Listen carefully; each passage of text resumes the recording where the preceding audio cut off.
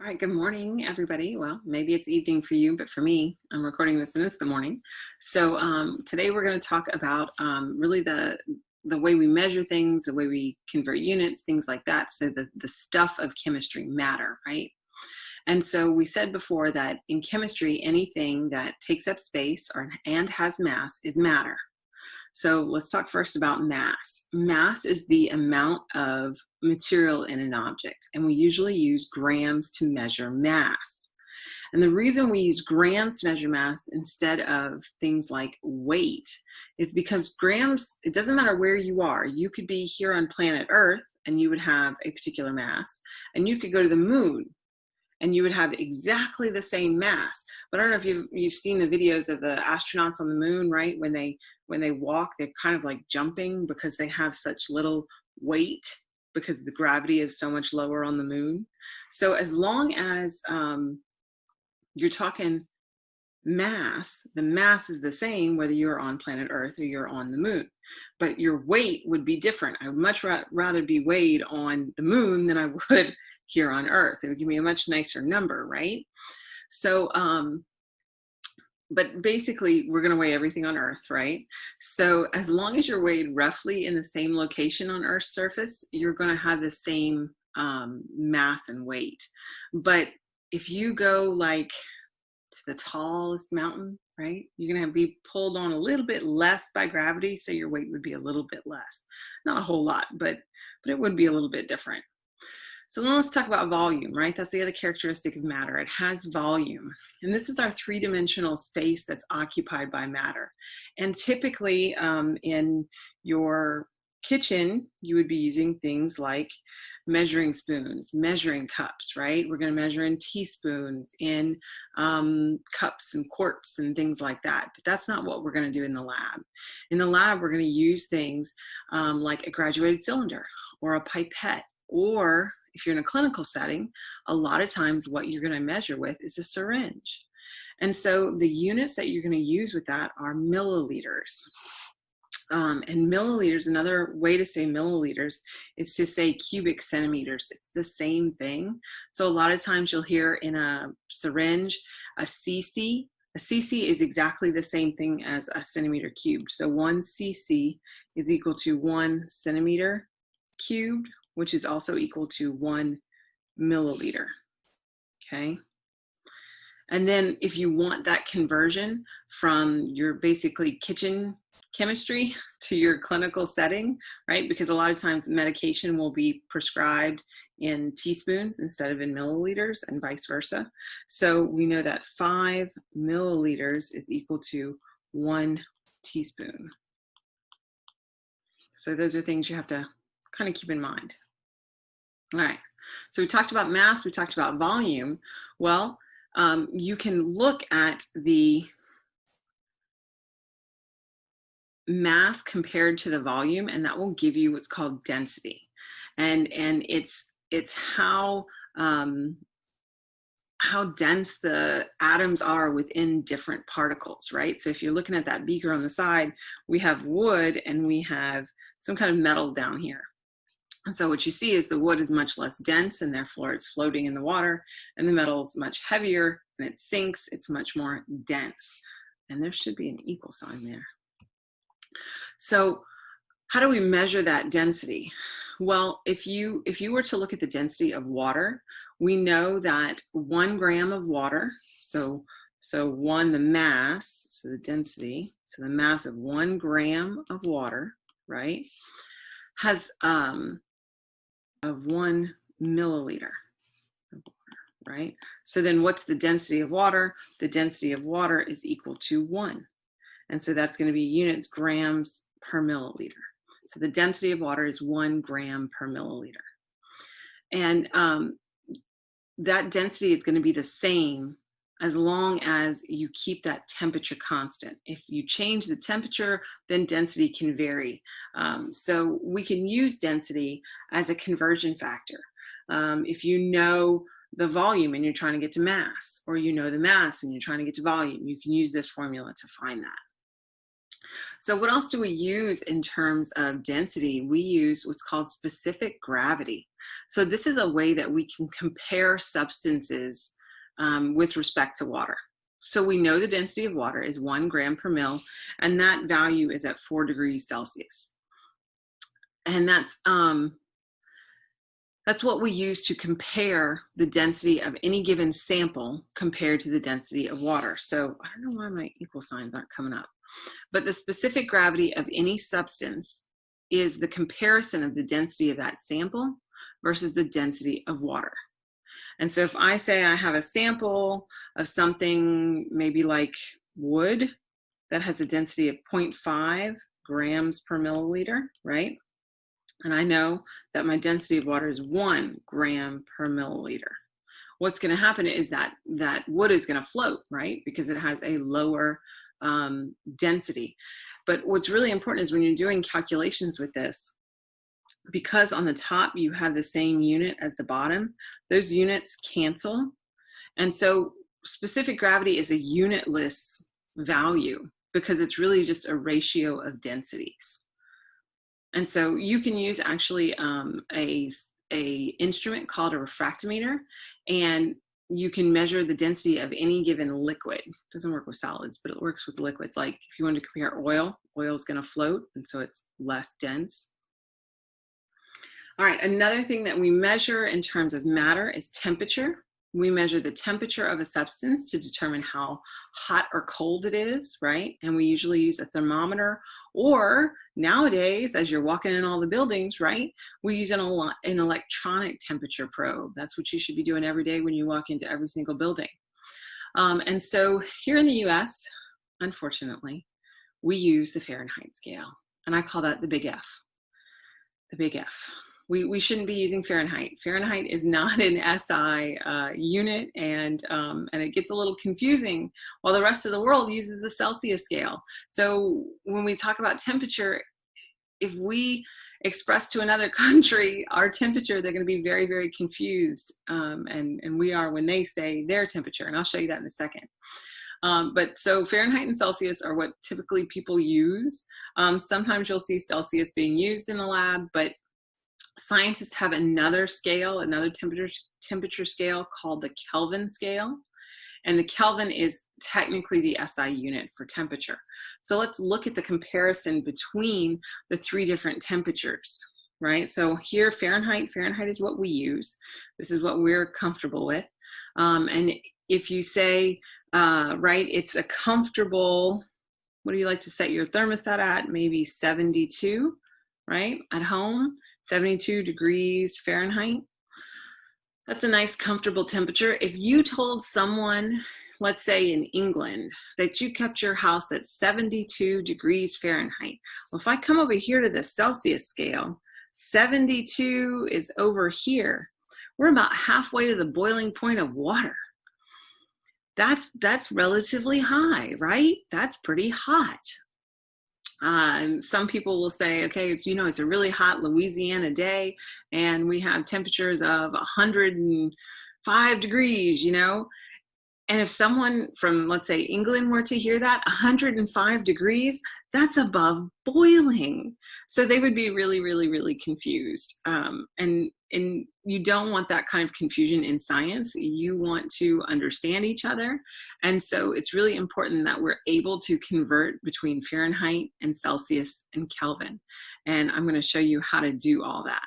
But it's important to know the difference. So in the medical field, what do you need to know? What's our normal body temperature?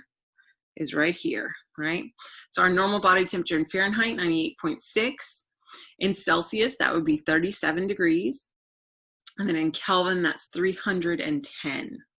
And the reason they set Kelvin looks so much bigger is because the freezing point of water for Kelvin is relatively, numerically wise, high at 273. So there's a lot of variation in the different scales. You need to be comfortable with Fahrenheit and Celsius. So Kelvin and Celsius are super easy to convert between because the two scales are just offset by that 273 degrees. So right here, they're just offset. So if you look at a Celsius at 0, we're at 0 Celsius, we're at 273 Kelvin. So all you have to do is add or subtract 273. It's super, super easy.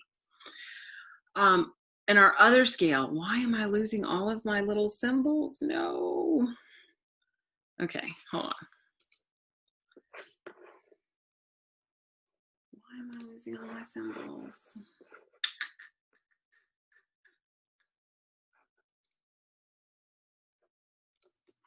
Okay, so I fixed my picture here. All right, so how do we convert between Celsius and Fahrenheit? It's a little more complicated.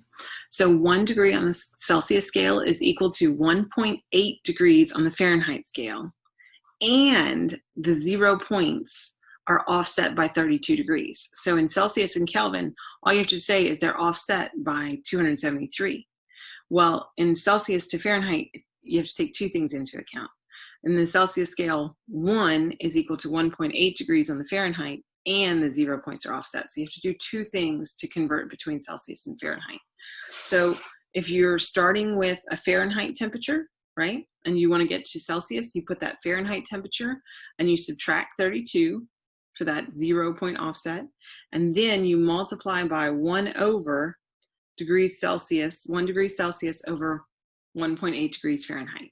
Okay, and then you do the opposite for if you have the Celsius right here, if you have the Celsius and you're trying to get the Fahrenheit. So in this case, you take that Celsius, multiply times 1.8, and then add 32. So you'll have those formulas if you have to use them, and I'll show you how to use them in a minute. So our normal body temperature is 98.6 degrees Fahrenheit or 37 degrees Celsius. And everybody has a slightly different body temperature. Some people run a little bit warmer than others. And your body temperature will change slightly during the day, but not a whole lot.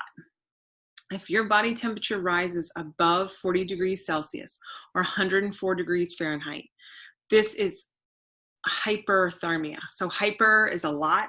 So your temperature is a lot, it's high. This condition can cause a coma, it can cause brain damage.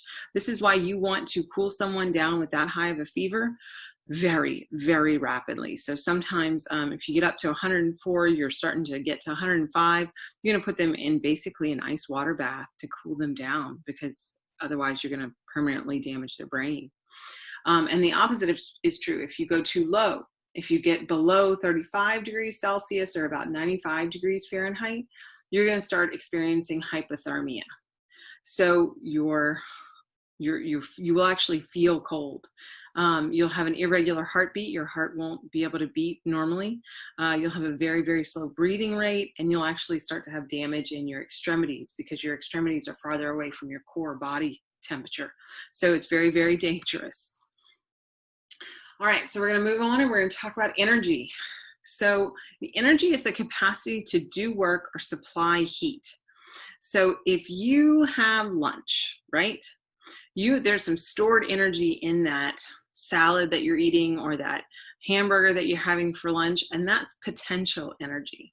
So if you think about potential energy, like you have a bike rider, and this bike rider is at the top of a hill. I know we don't have any hills in Louisiana, but they're at the top of a hill. They're sitting there on their bike. They're stationary. They have a lot of potential energy because they could very easily go down that hill and go really, really fast. And when they actually do move from being at the top to going down the hill, that's the kinetic energy. That's them actually doing something. So you have stored energy as potential, and then the energy of motion is the kinetic energy. So you think about that lunch that you had, that hamburger that you had, inside of the hamburger, it is potential energy. But then once you consume that hamburger and you start using it to exercise, to do whatever it is that you're doing, that motion is now kinetic energy. So you transfer it from potential to kinetic energy. So notice I said you transfer it. You don't create it and you don't destroy it. That's the law of conservation of energy. And we kind of already talked about that. So what unit do we use for energy? Well, the SI unit is the joule. And a lot of times you will also hear let's talk about calories. And calories are related to joules, but there are two kind of calories, so be very, very careful. There's a lowercase calorie and a uppercase calorie. The uppercase calorie, that's the one that if you're looking on a food package and you say it has so many calories, that's a nutritional calorie. So a nutritional calorie is 1,000 times larger than the scientific calorie. So you have to be very careful about that. So one nutritional calorie is equal to 1,000 scientific calories.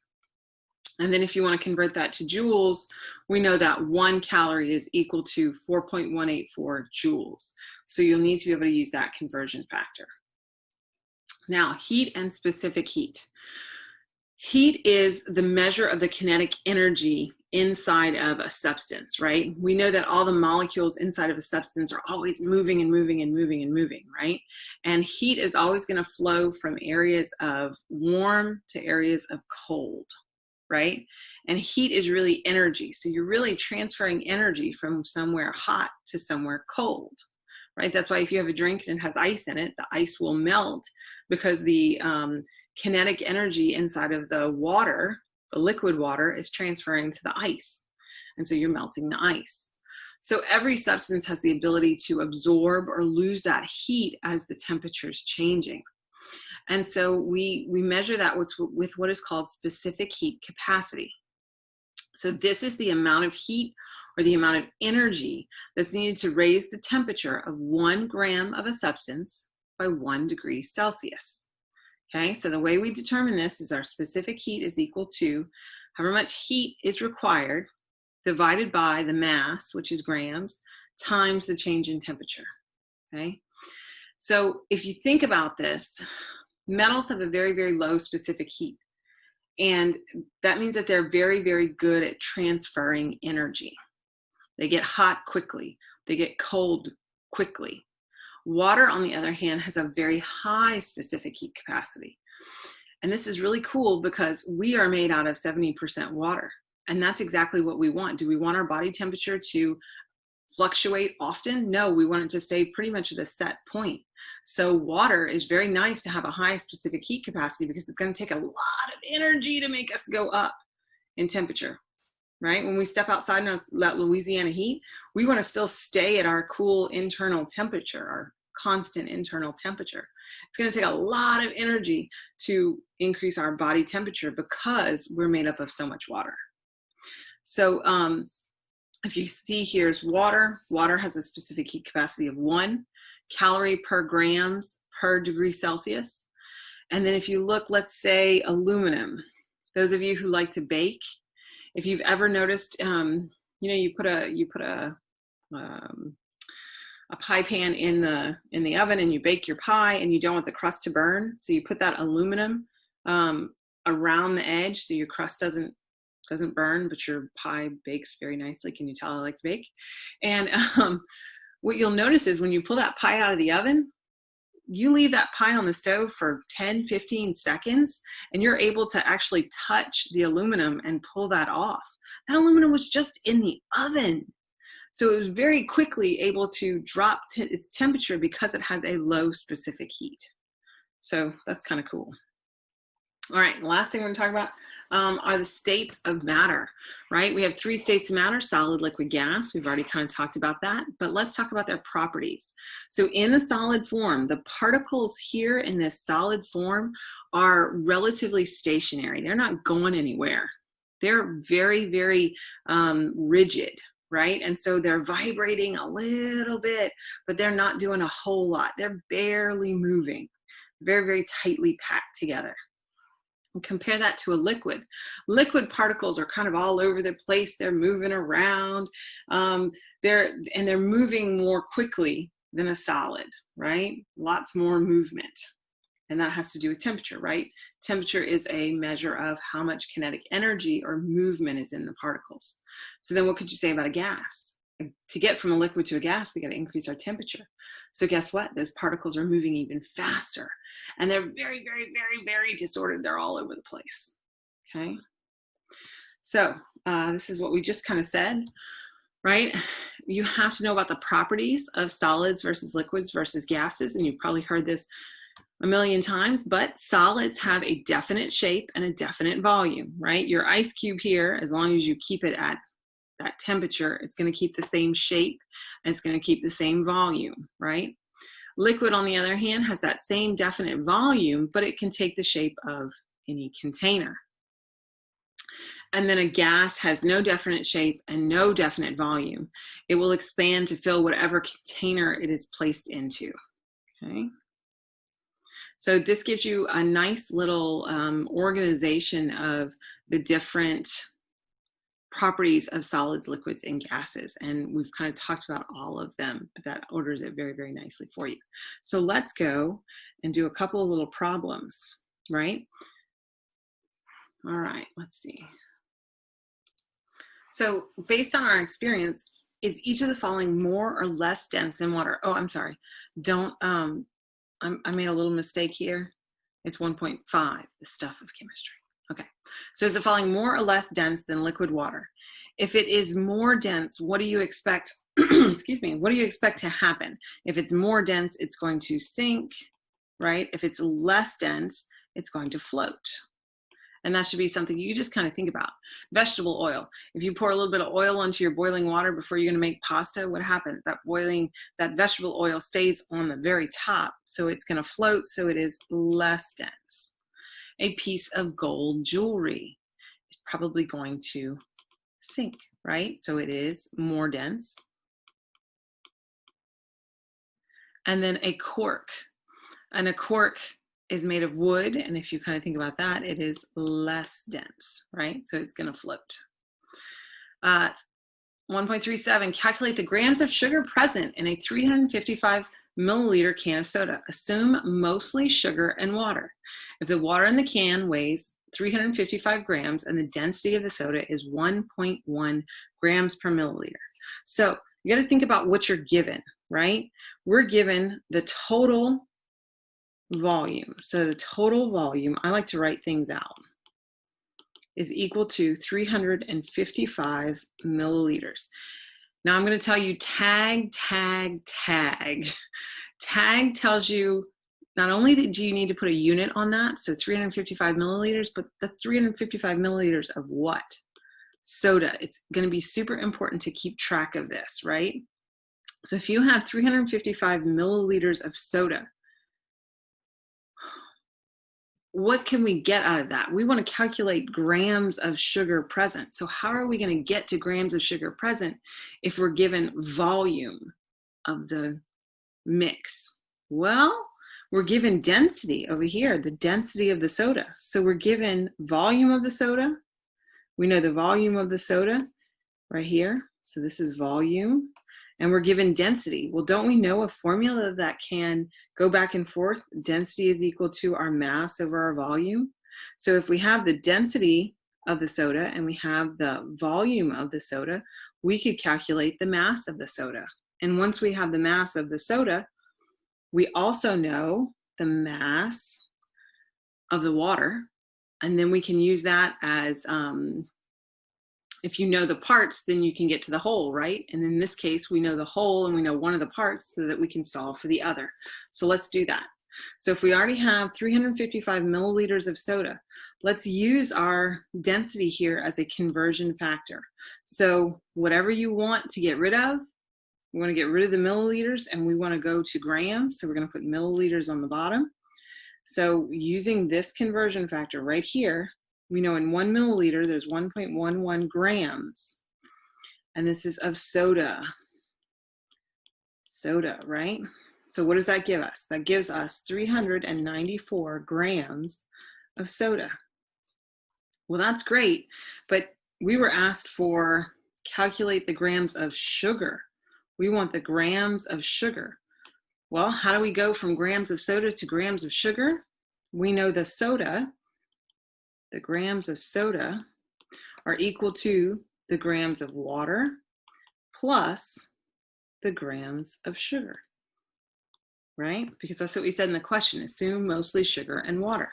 So if I know I have 394 grams of soda, that's going to give us our grams.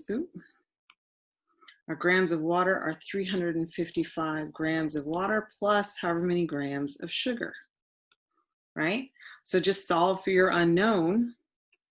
So we're going to subtract 355, subtract 355, and what do we get? Our grams of sugar should be 39 grams of sugar, right?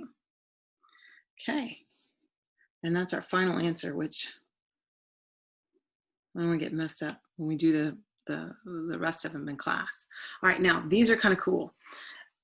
I love when we incorporate medicine into these. So this is one thing that we look at, a person's specific gravity of their urine. So if we compare the, y'all, excuse me. If we compare the density of someone's urine versus water, we know that when particles are dissolved inside of urine, right, it makes it heavier. And so we can talk about whether someone is dehydrated or overhydrated based on how much stuff they have dissolved inside of their urine, right? If they're getting dehydrated, they have more stuff inside of their urine, right? So it's more dense. And so you can use that tool that I was telling you about in the lecture to measure that. So what we're saying is a person's urine has a specific gravity of 1.2. This is the urine. This is the person's urine. And we know that water has a specific heat, basically a specific heat. I gotta stop saying that. Pure water is 1 gram. Well, it's not per milliliter, right? And here we're saying that it is 1.02.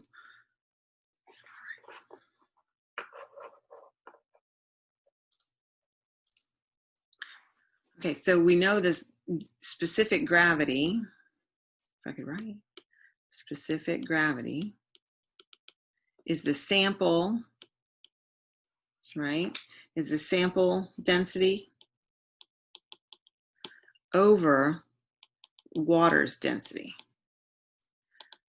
So if we say that this is equal to 1.002, what that's telling us is that the density of this urine is higher than that of water, right? So is this person likely dehydrated or overhydrated? Well, if the density is higher, there are more particles that are dissolved inside of the person's urine. So what's going on is probably that this person is dehydrated. They haven't had enough to drink, and so they have all these extra particles inside of their urine. So they are most likely dehydrated. So the higher the specific heat of the urine, the more dehydrated. If you were less than 1, if you have a specific gravity less than 1, then you're typically probably overhydrated. So that's kind of an interesting way to look at that. All right, a family visiting Europe goes to the hospital because their child is sick. The child has a temperature of 40.3 degrees Celsius. If someone told you you have a temperature of 40.3 degrees Celsius, what would you think? You have to convert it. So you have to go back and you have to get the formula. So what we're doing is we're starting with our temperature in Celsius and we're trying to get to Fahrenheit. So which formula do we want to use? We want to use a formula that solves for Fahrenheit, right? So that's degrees Fahrenheit is 1.8 degrees Fahrenheit over 1 degree Celsius times our degrees Celsius plus 32 degrees Fahrenheit, right? And so you'll get the formulas, but you'll have to decide which one to use. So if we plug this in, degrees Fahrenheit is equal to 1.8, 1 degree Celsius times, here we plug in our number, 40.3 degrees Celsius plus 32 degrees Fahrenheit. So you plug that into your calculator, right? And we're going to get degrees Fahrenheit, 104.54 degrees Fahrenheit. Oh my goodness, that's a big fever, right? Now you have to think about significant figures. How many significant figures do we have? We have 3 significant figures right here. So our degrees Fahrenheit, we want to give it to the correct number of significant figures, 105. Usually we give it in one place past the decimal. So you could do 105 or you could do 104.5, right? Okay. Let's see, next one. Discuss the differences and types of energy present in a snack before, while, and after you eat it. So this is kind of what we were talking about just a second ago. Before you eat it, right? You have that snack, that granola bar, whatever it is. You haven't done anything with it. It is potential. It is potential energy, right? Another term for potential energy you'll sometimes hear is chemical energy, right? So now, before we eat it, we're going to be during, so we're half digested. So what happens here is that you have a mix. You have some potential,